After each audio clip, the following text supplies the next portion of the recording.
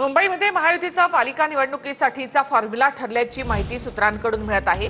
भाजप 140, शिंदेची शिवसेना 87 जागा लढणार असं सूत्रांकडून कळतं। आरपीआयला भाजपच्या कोट्यामधून जागा दिल्या जातील अशीही माहिती सूत्रांकडून मिळत आहे।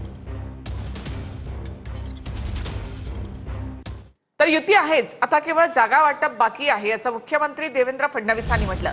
महायुतीमधील जागा वाटपावरून मुख्यमंत्री फडणवीसांनी ही प्रतिक्रिया दिली। तर मलिकांबाबत राष्ट्रवादीने आधीच भूमिका स्पष्ट केलेली आहे असं फडणवीसांनी म्हटलंय। आम्हाला घोषणा करण्याची आवश्यकता नाही, आम्ही एकत्रच आहोत।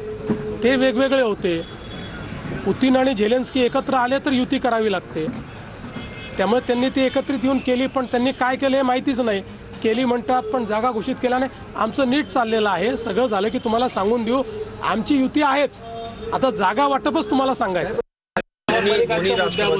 ज्या नवमलिकांच्या मुद्द्यावरून भाजप राष्ट्रवादीमध्ये युती होणार नाही असं स्पष्ट करण्यात आलं, त्यांचा स्टार प्रचारकाची यादीत समावेश करण्यात आला। अजून भाजप राष्ट्रवादी संदर्भात काही अधिकृत निर्णय झालाय का? असं आहे की आता आपल्याला याची कल्पना आहे की या संदर्भात यापूर्वीही आम्ही सांगितलेलं आहे आणि आता राष्ट्रवादींनी स्पष्ट केलेलं आहे, त्यामुळे आता याच्यात पुन्हा नव्याने सांगण्याचं